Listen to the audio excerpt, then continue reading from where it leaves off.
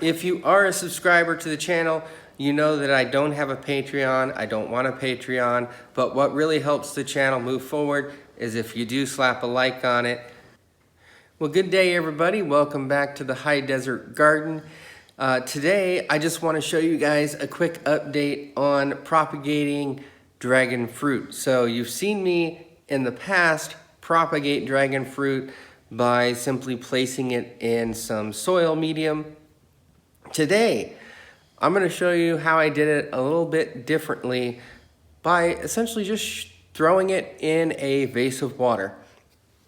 I also want to mention that if this is your first time coming to the channel, subscribe with notifications on so that you can get videos in the future.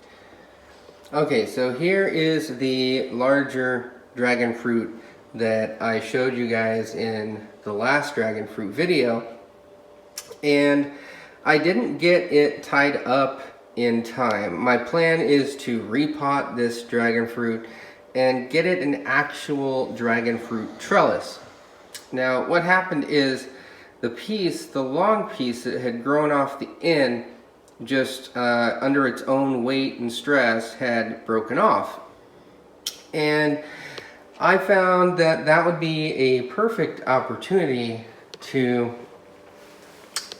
just throw it in this vase of water. Also, I didn't have any potting soil at the time anyway, so I thought this might be the best way to preserve it. And what happened when I threw it in this water was quite interesting, so I wanted to share it with you guys. If you look, you can see white roots in here. And I apologize, I know the glass is a little bit dirty. The glass was actually dirty before I started this project. I should have cleaned it. But all the white roots that you see in here are new roots that have grown since throwing it in here. These thicker brown things are obviously the aerial roots that grow on these plants. Here's an example of the aerial roots. Now, what's interesting is if you do bury the aerial roots in soil or put it in water like I've done here, you will notice that actual roots will grow off of these aerial roots, and all of those white things coming off the aerial roots are actual feeder roots, and you can see the little hairs on those roots. So this is quite interesting. The plant looks like it's doing very well, even though I've just thrown it in this water here. And I think this will expedite the process, and the plant will do very well when I transition this to a soil medium. So the next thing I'm going to do is pot this up. Okay, so generally I would use a much larger pot than this, but I do not have a lot of soil prepped at this moment, and it'll be good in this for about a month or so to get its roots established in here, and then I'm going to pot it up to a larger pot. So what I've done is I've filled the pot about halfway full with my soil medium. Be careful where you grab these things because they can poke you.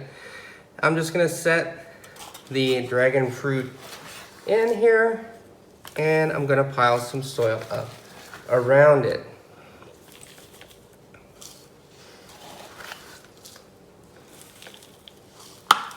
I'm covering those roots up. Now, once I get the roots covered up, I'm going to drop some organic fertilizer in here. So one thing these dragon fruits, just like most any plant, really love is some good organic fertilizer. So here's what I have for organic fertilizer right now.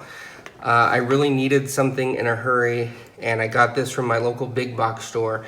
Bear in mind, it is a kelp product, which is mined from the ocean, and you know where they take it from the ocean, if they do it responsibly, I have no idea.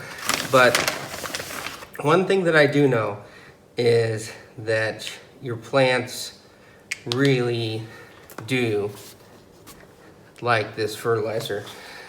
You want to be careful anytime you're using any fertilizer not to use too much. You don't want to end up with something like nitrogen burn, which typically doesn't happen with organic fertilizers, but it can.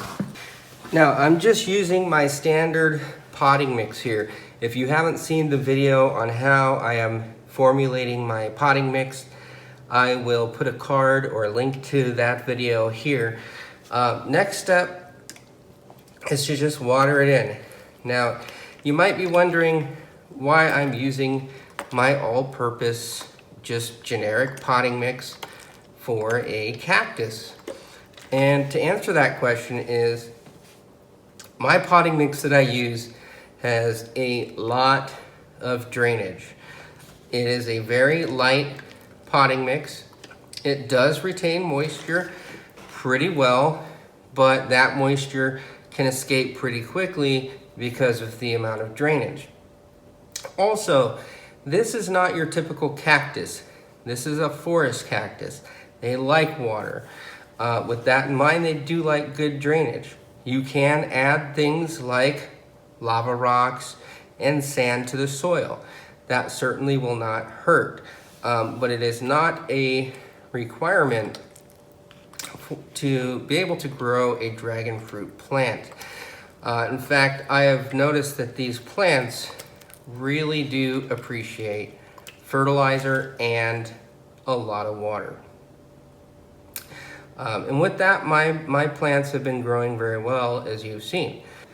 So that is how I've propagated this dragon fruit. You know, just like with anything, there are several ways to do things.